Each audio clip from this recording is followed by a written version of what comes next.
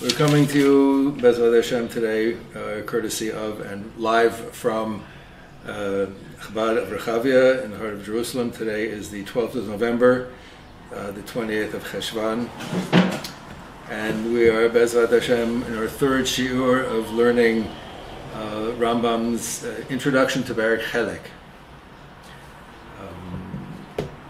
I want us to learn today Leilu Nishamot of all of the Israelis who have died since the 7th of October in this horrible war, and a prayer, Bezrat Hashem, that after today there will be no more killing. Except for the Hamas. After today there will be no more killing. And then you get rid of We're about to enter into Rambam's famous 13 principles. And before we embark on our study of the principles, I want us to address the notion of belief, because we know the 13 principles primarily from two settings in the Siddur, which is the poem, the Yigdal poem, or in some Siddurim there is, especially like at the end of Shachrit, there is the 13 Ani Ma'amins. And as we mentioned last time, it's important to point out that although Rambam is widely studied and widely respected, the 13 principles are by no means universally accepted. If you look at every Hasidic Siddur that I'm aware of, there may be others that may not be universally true, but pretty much every Hasidic Siddur does not contain the Ani Ma'amins. Because the Hasidim basically say 13 principles, there's one principle. Shema Yisrael Adonai Eloheinu Adonai Echad. That's it.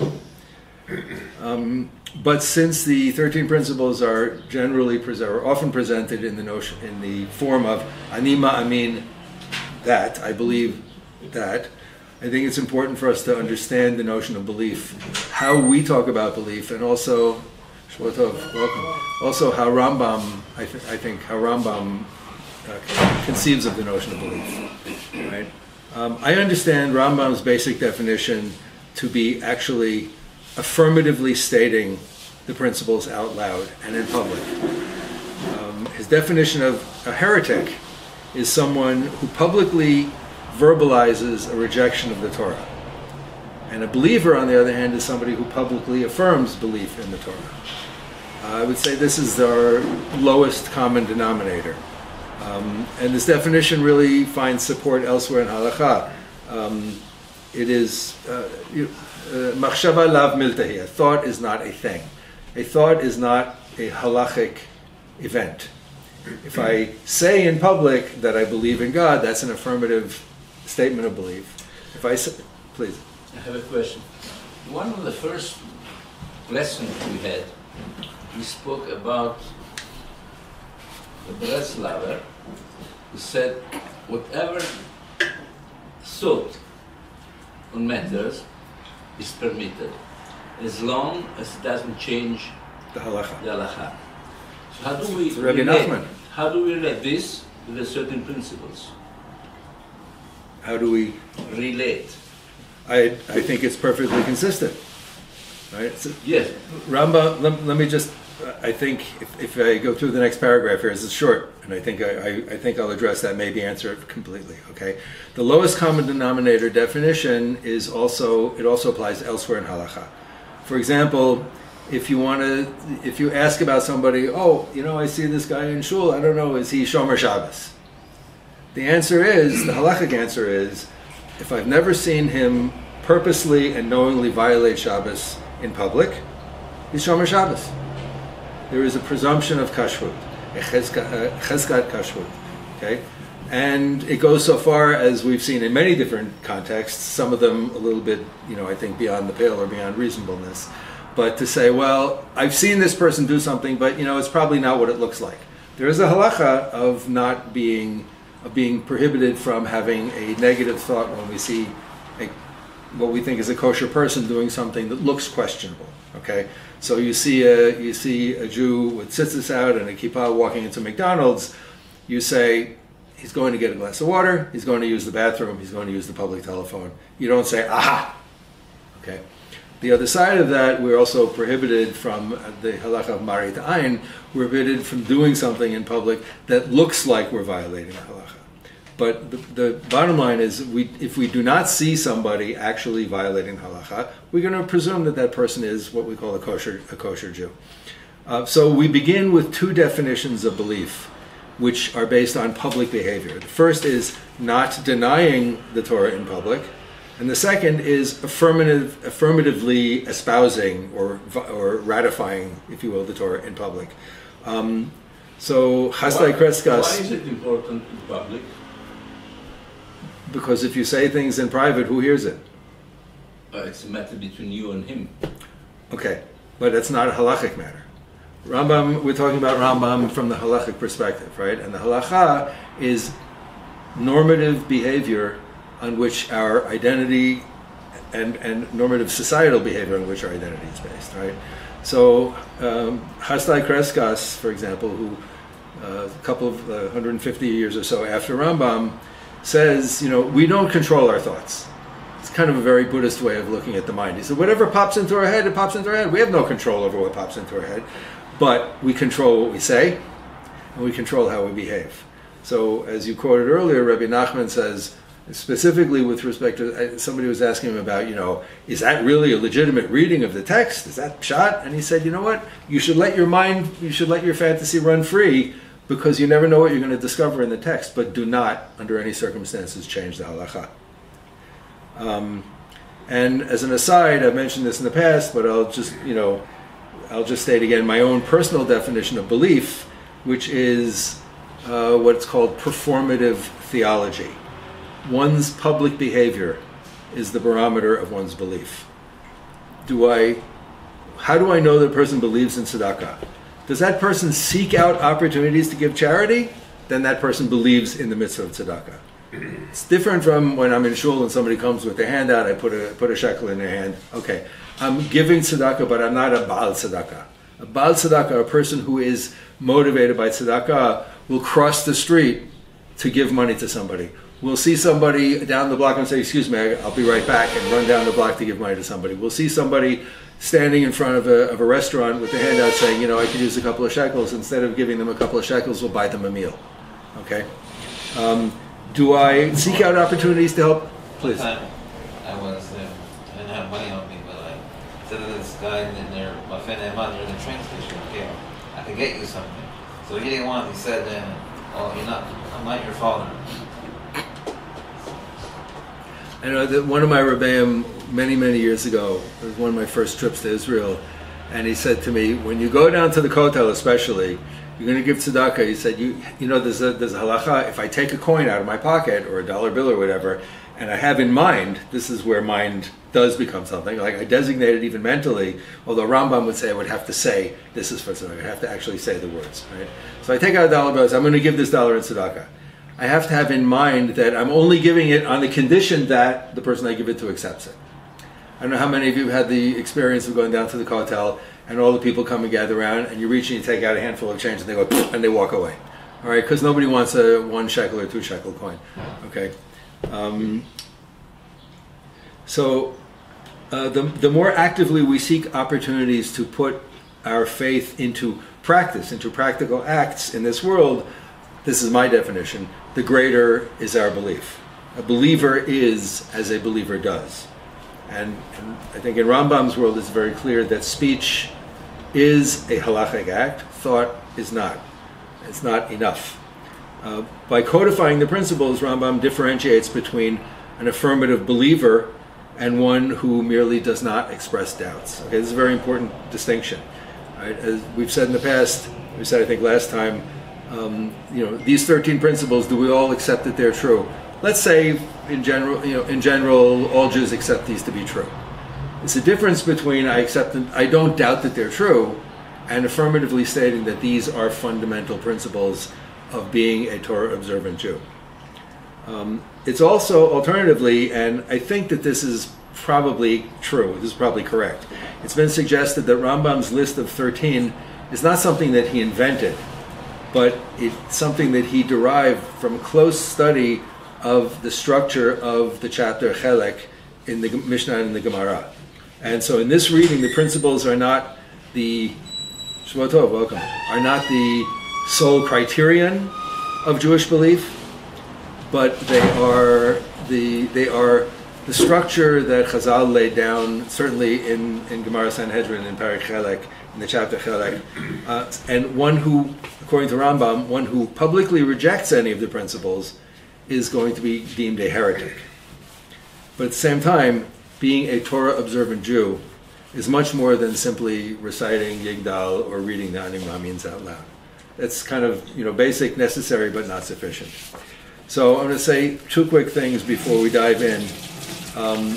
First thing is that there's a very interesting book which we're going to use in some of these shirim called The Limits of Orthodox Theology by Professor Mark Shapiro. He's done a lot of thinking about the 13 principles, and we're not going to necessarily read every word that he wrote, and we're not necessarily going to agree with every word that he wrote, but there is a lot of very valuable information in here and a lot of thought-provoking ideas in here. So before we dive into the principles, principles 1 and possibly the first 2 today, let's welcome. Shabbat Tov. Good to see you. Let's go through an overall structure. Right, Rambam organizes these 13 principles in his Mishnah commentary into 3 groups. So the first 5 relate to God. God is the creator and our guide, God's unity, God being incorporeal, God being eternal, and that there is no other being but God who is worthy of worship. The second group of 4 principles cover the Torah, the notions of prophecy in general, specifically the prophecy of Moshe Rabbeinu, that Torah comes from heaven, is given to us by God, both the written Torah and the oral Torah, and the Torah is eternal. And then the third group covers the notion of reward and punishment, that God is omniscient, God knows everything, and as we mentioned, if you remember when we were learning Sefer Madah, I believe this was from Hilchot Teshuvah, a very actually controversial statement that Rambam makes, which is that God is not only omniscient, but what we might call super omniscient, right? God being omniscient means that God knows everything that's going on. And that is pretty much, I believe, that's pretty much the view of the Torah, of Tanakh, and of Chazal, maybe up through, maybe up until the closing of the Gemara. I think the mainstream view of the rabbis is that God knows everything that's going on. Rambam forcefully states that God not only knows everything that's going on, but God knows everything that will go on, God knows everything that we are thinking, and God knows how we will behave because God knows how, etc., etc., etc. Okay, so there's a little bit of a problem if we just said that we're not responsible for our thoughts because thoughts arise and we can't control them. We can control our behavior based on our thoughts. That's a big enough struggle. And that's something that both Rambam and, for example, Sefer Tanya is all about that. It's all about how, when these random thoughts arise, do we respond in the real world? Do we believe that our thoughts and feelings, our emotional responses to the world are objectively true? Or do we say, you know what, this is what my mind is saying now. I know I have a pattern of thinking this way, of reacting this way. Let's see if my immediate thought and reaction corresponds to the reality of what's actually going on here. Because things can look the same in one respect, and I might mistake them for being the same if I don't look closely. And I might mistake my own reaction for being the proper reaction if I don't look into myself closely.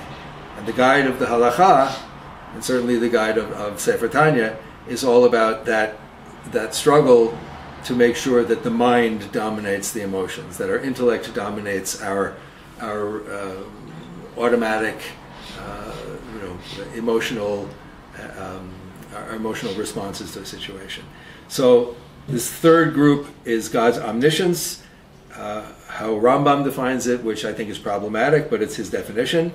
Also the notions of the afterlife, Mashiach, and Tchiat HaMetim, the resurrection, which is something that I think Rambam himself has a problem with. but typical Rambam fashion, he cannot not say something that Chazal have said. And as we mentioned before, also there's one of Rambam's contemporaries who doesn't completely agree with him, Rav Yosef Albo.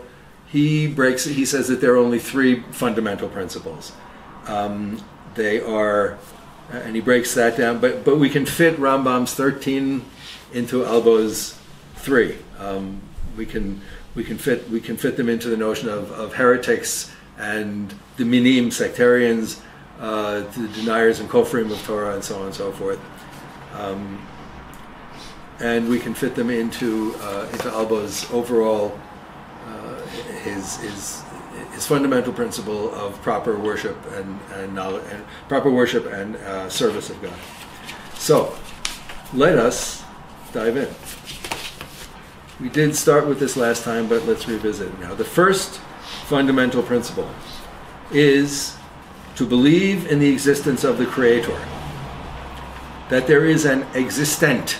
This is a noun that we used way back when, 2.5 years ago, Baruch Hashem, at the beginning of Sefer Yisodei HaTorah, the secrets of the Torah, that before even introducing the word God into Mishneh Torah, Rambam says the fundamental, the foundation of all wisdom and the pillar of all knowledge is to understand, to come to know, leda, sheyesh matzur rishon. Right? As we said, it's very important the way Rambam chooses his language. He does not say that we have to know it. He says we have to spend our lives trying to come to know it. Search. In a search. Yes, thank you. To seek an intimate knowledge of the existence of a first existing thing, which we use the term existent.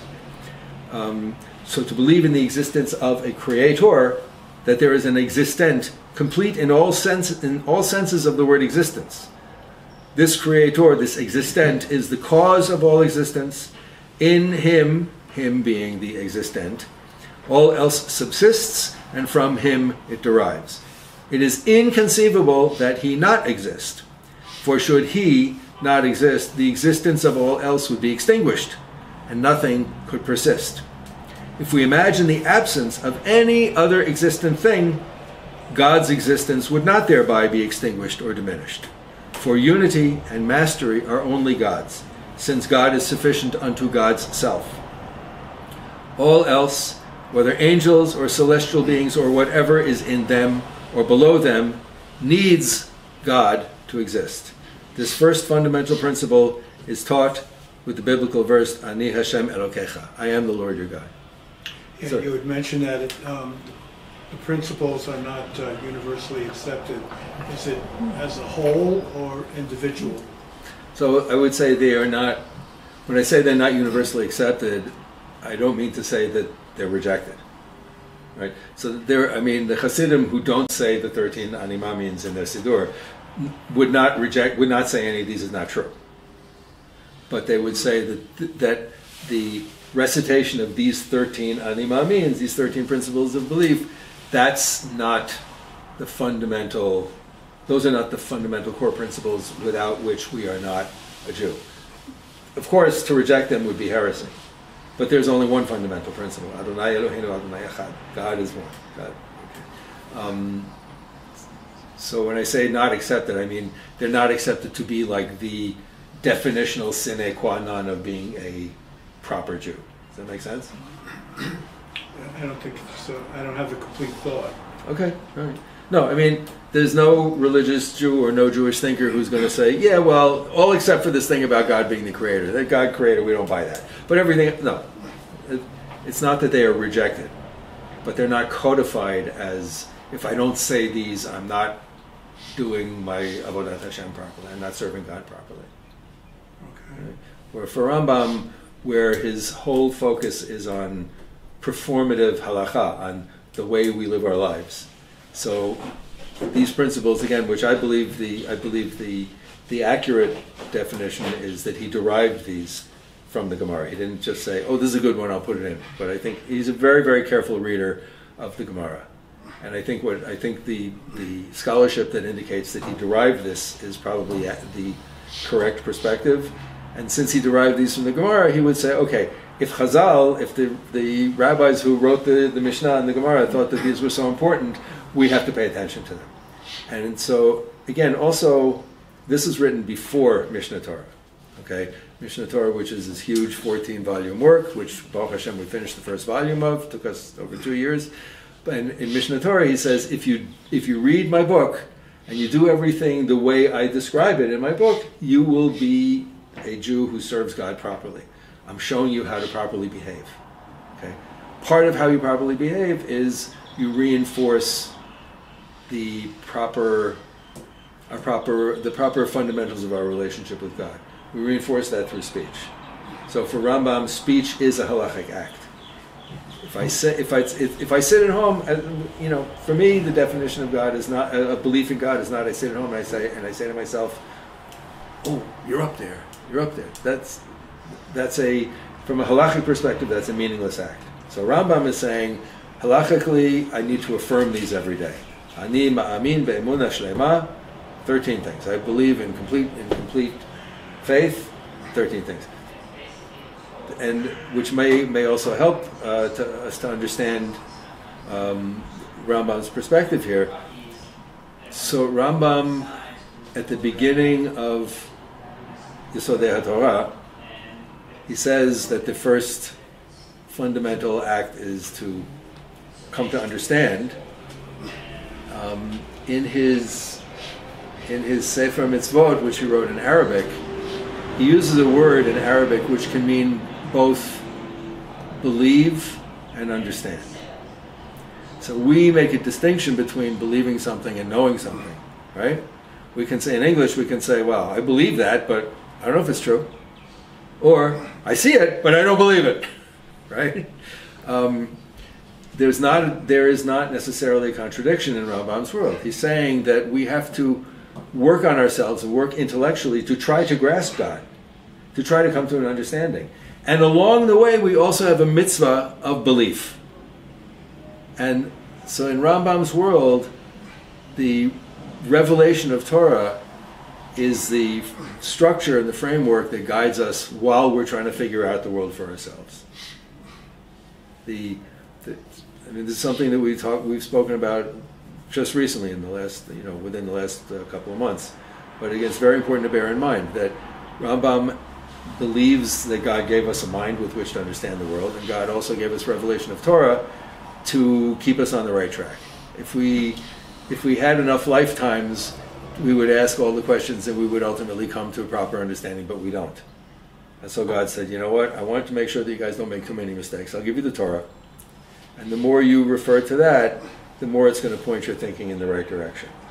And because we're humans, live in a body, and we live in a world of space and time and motion, we need to act, and to act out our search, our quest for a relationship with God. And one of the fundamental ways that we act it out, according to Rambam, and this is an early, one of his earlier writings, right? This is from his commentary on the Mishnah, which was his first major work. He says, okay, one of the ways that we're going to do this is I'm going to say these things, just like we say the Amidah, the prayer, over and over again, just like we say the Shema over and over again. And Rambam is saying, it seems that Chazal, that the rabbis also want us to embrace these 13 principles. And how do we embrace the 13 principles? Consistent with all our other practice, we say them out loud. Sir? I have a small problem between believing and understanding. Okay. When we come to the point of schar ve'onesh. Because of reward and punishment. What comes before, we might even understand. But when it comes to schar ve'onesh, we can believe, but we cannot understand because we don't see it.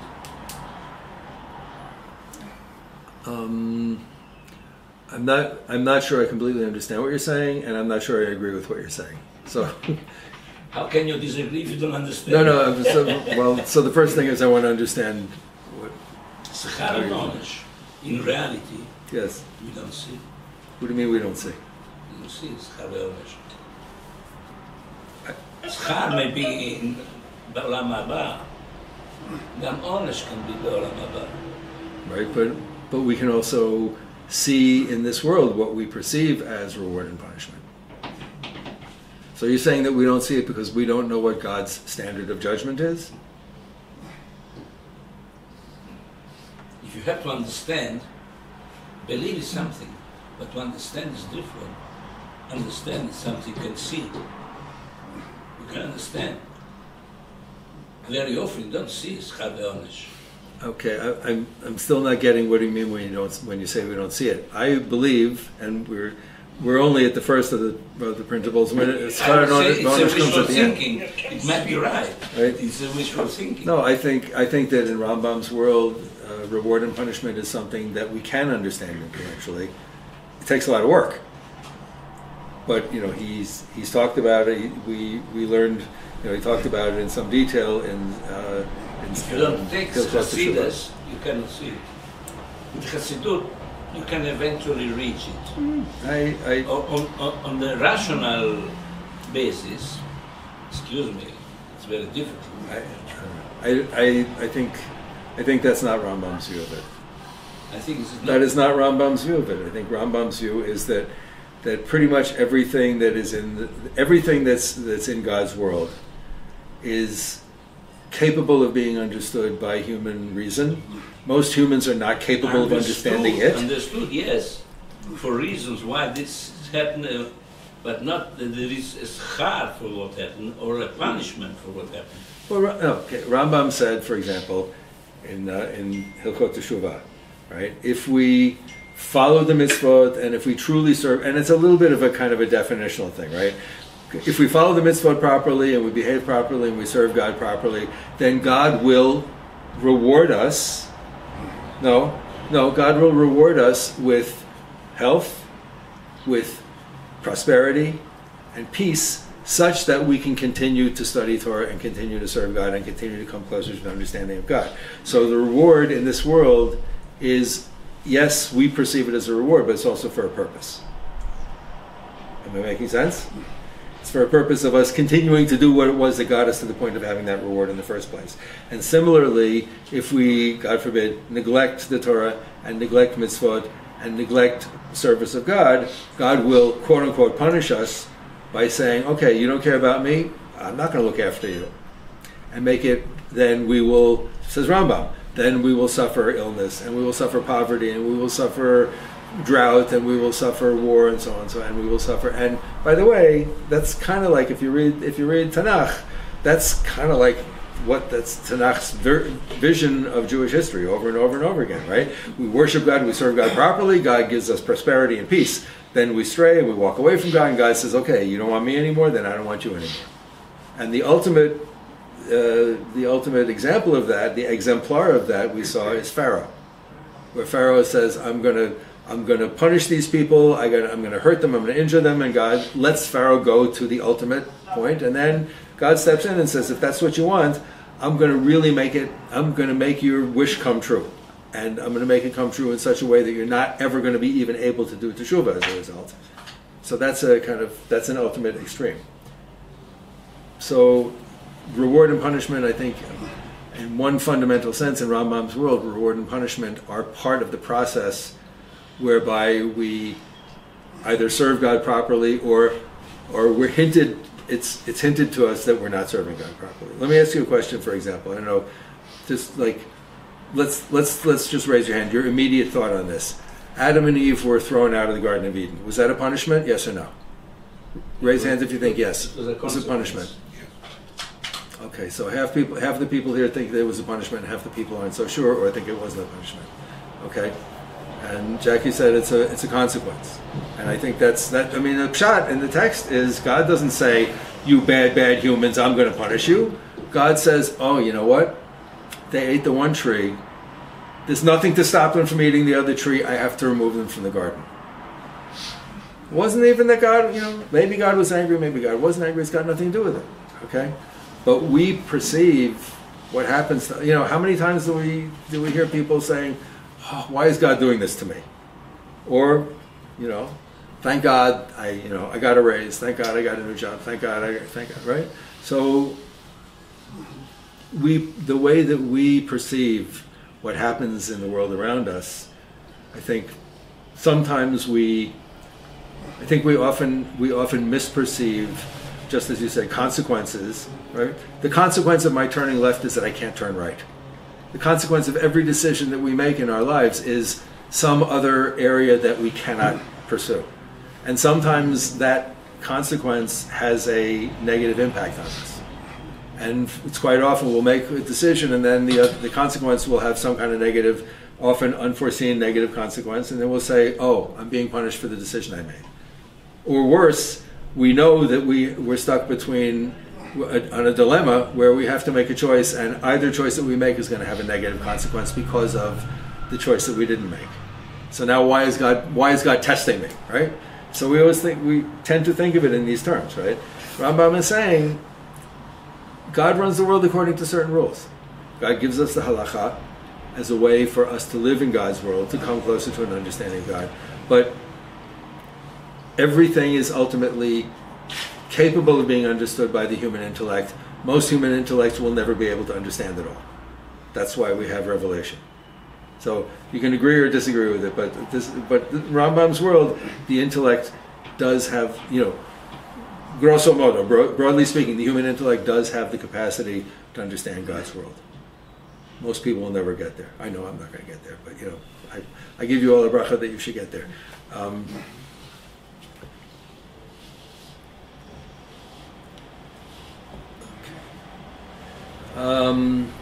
The second principle. We are told to believe that God is one and the cause of all oneness. God is not like a member of a pair, nor a species of a genus, nor a person divided into many discrete elements. Nor is God one in the sense that a simple body is numerically one, though still infinitely divisible. Rather, God is uniquely one. This second fundamental principle is taught in the biblical verse, Shema Yisrael Adonai Eloheinu Adonai Echad. So, there's a lot going on in each of these, which is, I think, why Rambam later on said, boy, I wrote this little chapter, and there's so much in it. Let me write a whole big book about it, and from that, significant portions of Mishnah Torah were born. So just what we read in the first fundamental principle, right? The belief in the existence of the Creator. There's so many concepts stuck into this one ani ma'amin. The existence of a Creator. That there is an existent, complete in all senses of the word existence. Now in Hilchot Yesodei Torah, at the beginning of Mishnah Torah, he reverses that, right?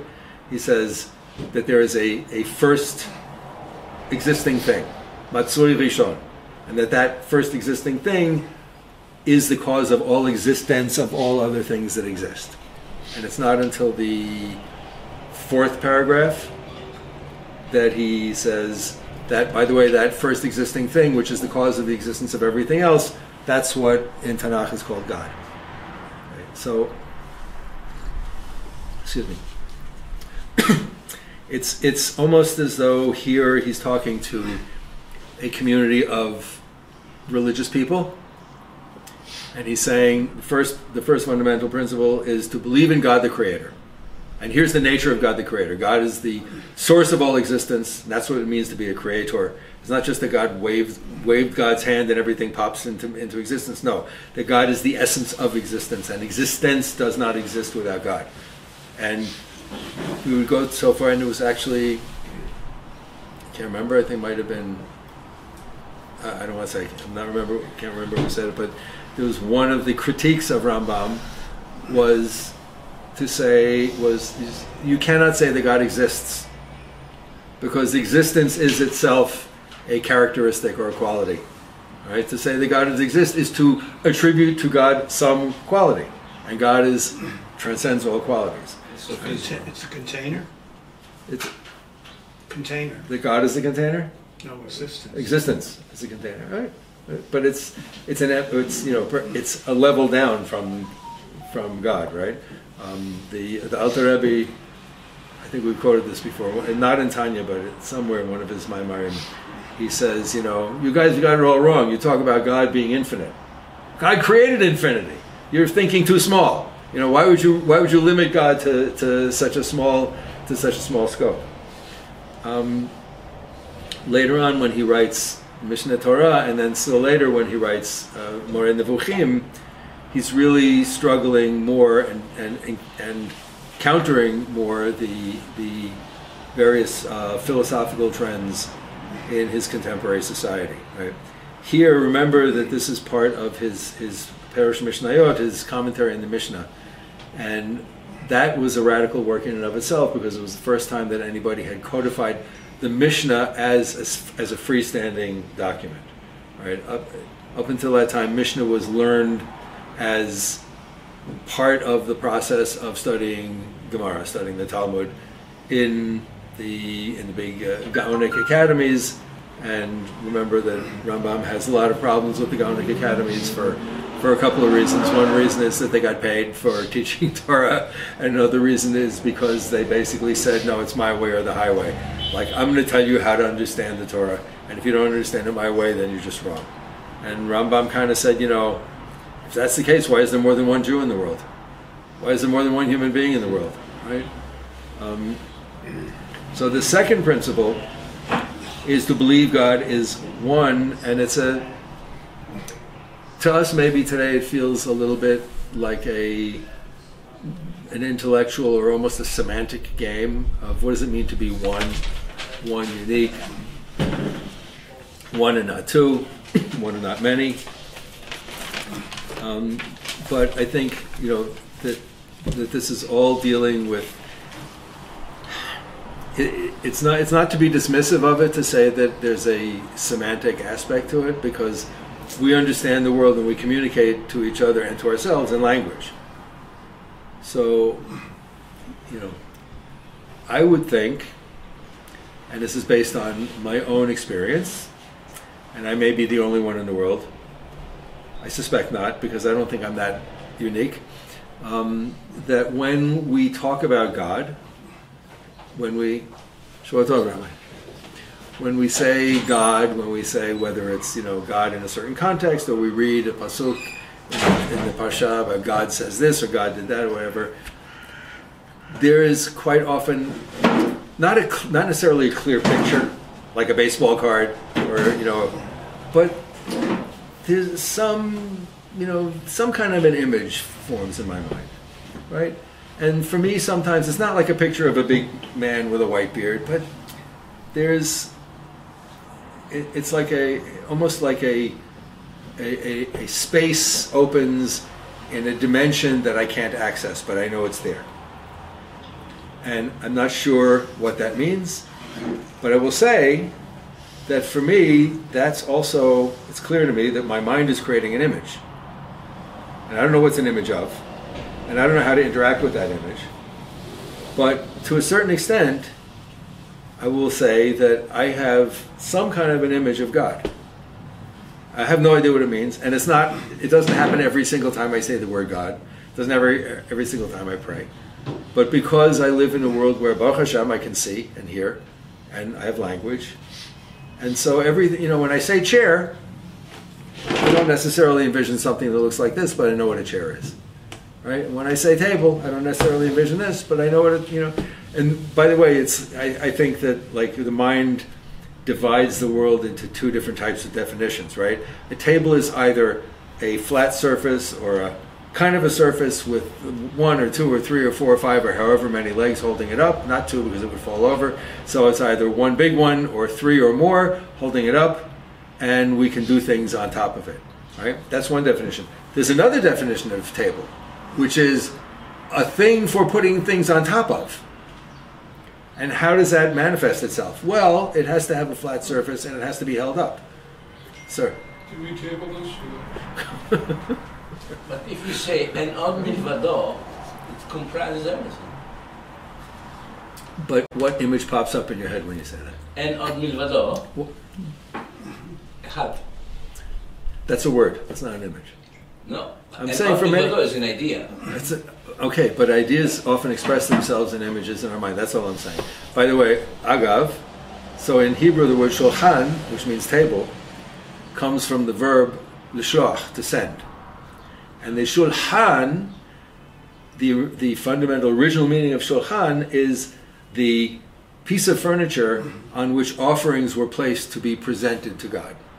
We would send our offerings to God on the table. Okay? So, by the way, that adds to the notion of, right, that our Shabbat table is itself a form of an altar. It's not a source of holiness, but it has an aspect of holiness, and we treat it as such, right?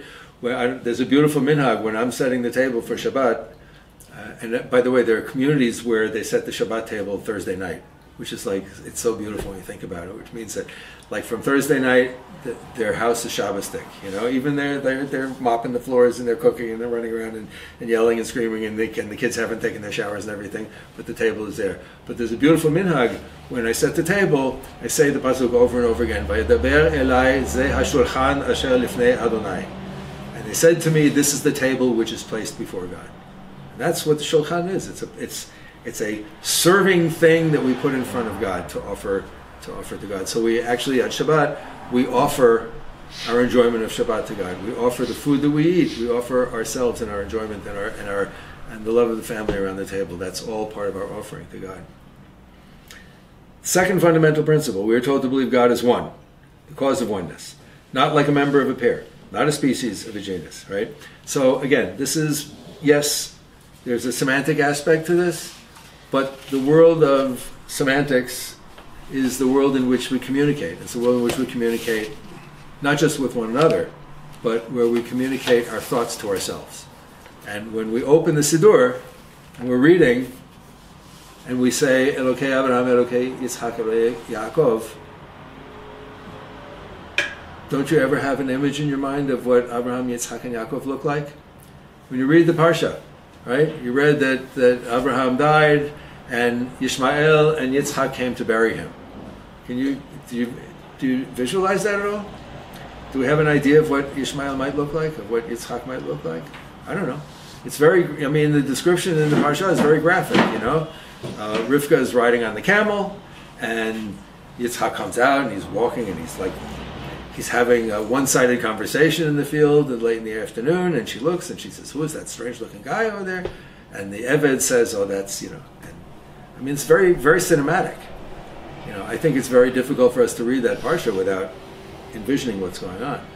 And when we're reading and we're seeing Moshe's yelling and people are screaming and the fires are burning and everything, and then all of a sudden God says something, it's very hard for us not to envision God also. And Rambam is not saying that that's evil. He's acknowledging that that's the way our minds work. And he's saying, okay, please don't make the mistake. And Bezrat Hashem, I hope that we get to learn the guide, Moreh Nevuchim, together.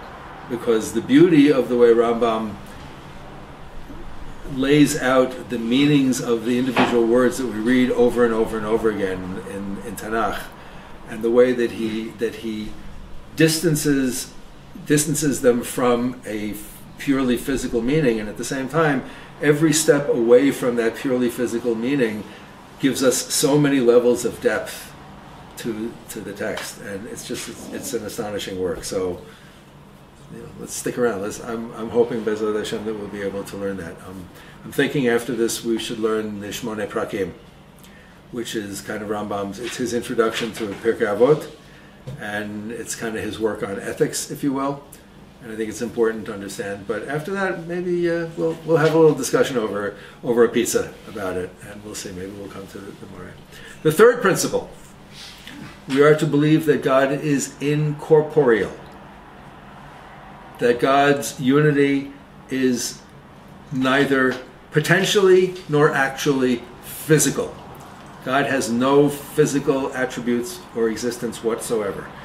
That would be a container, a limitation. Exactly. None of the attributes of matter can be predicated of God. Neither motion nor rest, for example. Now, by the way, later on, in the guide, in the Moreh Nevuchim, he talks in greater depth about, and he largely accepts the Aristotelian distinction of form and content, or form and matter, if you will, right? And form is not something that we can touch, and in a certain sense is not something that we can really conceptualize. It's, you probably all had some reference to Plato and Aristotle in your, at some point in high school or in college, right? And so we learned about notions of archetypes, right? So the archetype of a chair doesn't look like a chair, but there's something up in Shemayim or somewhere in Plato's, non-physical, non-corporeal space that is an ideal, right? An ideal notion of chairness, right? And each chair that exists in the world, whether it's got 4 legs or 3 legs or 12 legs, or it's got a back and arms, or it's just a stool or just a box that we sit on, whatever, every embodiment of the chair in this world participates in that notion of chairness, that archetypal form of chairness, right? So in a certain sense, and again, maybe I'm oversimplifying, but I'm capable of that, as you all know, in a certain sense, God is the ultimate archetypal form.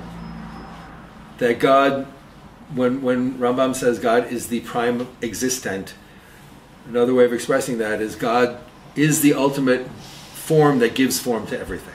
That if there is a archetypal notion of chair, the archetypalness of it emanates from God being the ultimate archetype. The formness of it emanates from God being the ultimate form. And so that's in Rambam's world. That is, and he said this explicitly. He says explicitly in the introduction to the guide. He talks about philosophical systems where form is seen as masculine and content or matter is seen as feminine. That matter does not have form until form gives it matter, right? So another way of expressing that is that the masculine is the giver and the feminine is the receiver, and they both need each other. Okay? So that's why God is referred to as He, because God is the form, is the ultimate form, and God gives form to the world, to the matter and content in the world. What would the Rambam say about the anthropomorphic treatment of God in the Tanakh? In the Bereshit, he rested. Well, and there's other places where it's very anthropomorphic. It is. Wait till we get to the guide. That's what it's all about.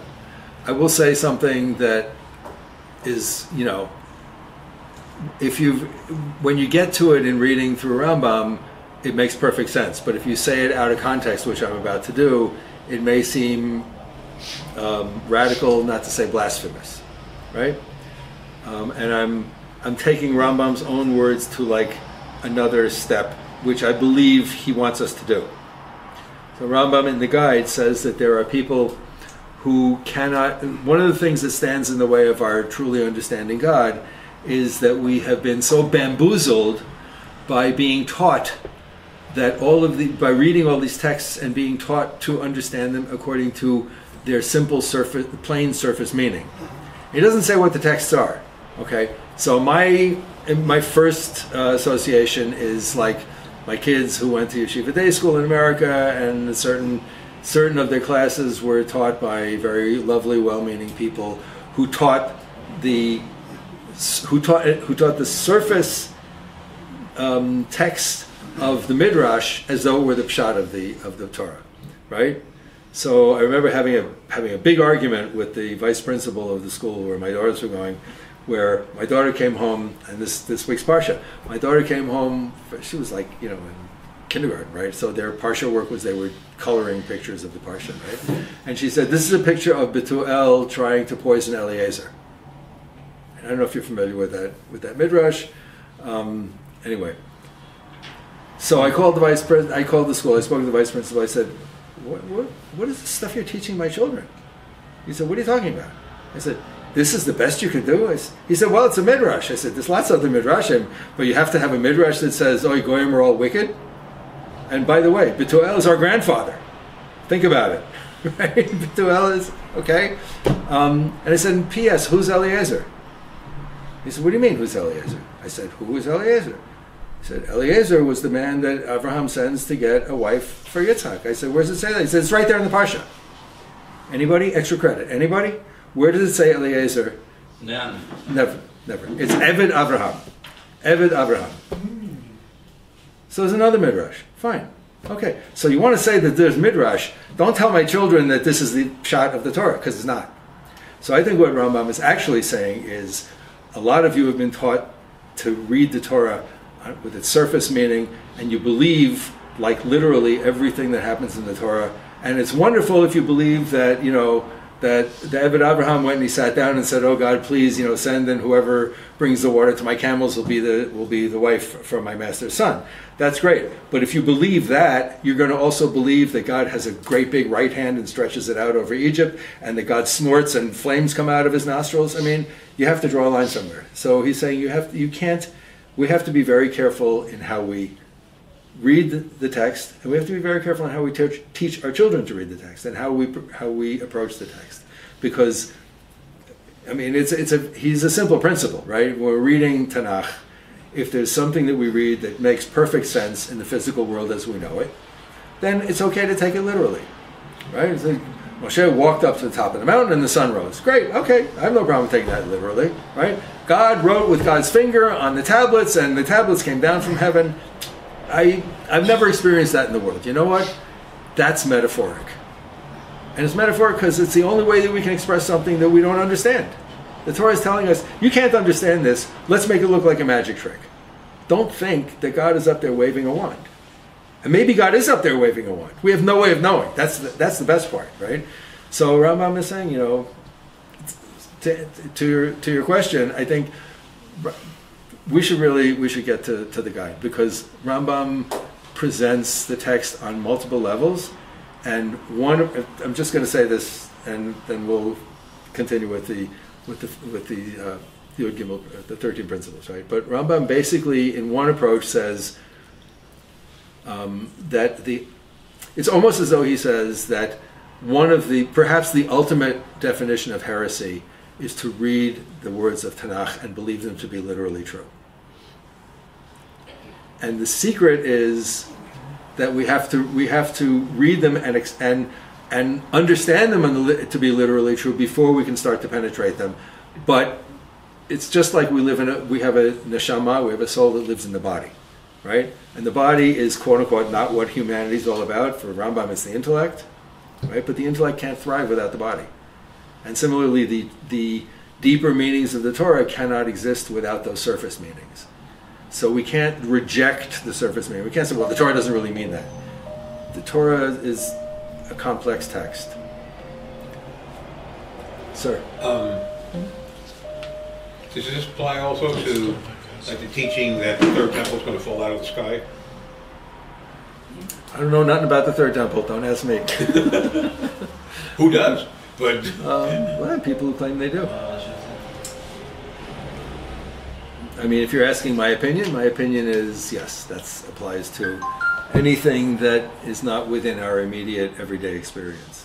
Yes, sir. When we say "en mikre yotze mipshuto," if we take it in order to understand that you need pshuto to understand the layers that are below, yeah, is okay. But if you understand it to take it from face value, right. So how do we read "en mikre yotze mipshuto"? Maybe we read it to say, don't discard that. Do not discard the pshuto shel mikra, right? And at the same time, there are places where the pshuto shel mikra, where the simple meaning of the words of a text that pretty much everybody can agree that's what they mean, right? Where that departs from the ways the rabbis have taught us. And we need to understand why the rabbis, why they thought it was important to depart from that. You made the example, Etzba Elokim, right. Etzba. Right. But also, it's going to go back to what you're saying about like the third temple coming down from the sky, and all of this stuff. Like, we need to, or maybe I like got too carried away here, right? We need to step back and recognize that Rambam's world is the world of halakha. The halakha is how we live our lives, right? And everything else, all the speculation, as you quoted Rabbi Nachman, who says, speculate all you want to, just don't change the halakha, right? That's why, for example, a Litvak and a Chassid and that's why Jews of all different stripes who have wildly different views of the world and wildly different theologies are all kosher Jews, because they don't change the halacha. They have slightly different ways of doing it. Some people wait 1 hour between milk and dairy, meat and dairy. Some people wait 6 hours, right? So, but basically we all agree that the halacha is what guides our lives, right? And that's the key. And everything else is icing on the cake, or as the Gemara itself says, it's patparim, it's spices for our dish, okay? Kind of the strength of Judaism is it doesn't really tell us how to think. It gives us a framework. As Rambam said, the Torah is a guide to keep us on track, while we use our intellect to come to each individual's unique understanding of and relationship with God. And that's in Rambam's world. That's why God gave us the intellect. For me and you and everybody to exercise their own intellect to come to an understanding of and a relationship with God. So let's finish reading the third fundamental principle in B'ezras Hashem. We'll start with it again next week, and we'll also next week have pizza. So come hungry. The common denominator. Pizza. There you go. The third fundamental principle, we are to believe that God is incorporeal, that God's unity is physical, is neither potentially nor actually physical. None of the attributes of matter can be predicated of God, neither motion nor rest, for example. They cannot refer to him accidentally or essentially. The accidentally or essentially meaning in philosophical terms, the essential definition of who I am is my intellect, right? Accidental to the definition of me, of Moshe, is that I have a mustache, that I wear glasses, that I'm a male, that etc., etc., etc. Those are all accidents in philosophical terms. They're not essence, okay? This is why our sages denied God composition and separation and said, on high, this is from the Gemara, there is neither sitting nor standing nor want nor weariness. Neither composition nor separation, neither sitting nor standing nor want nor weariness. Composition, as the biblical usage says, the prophet, to whom can you compare God? Who might God resemble? If God were a body, God would be like other bodies.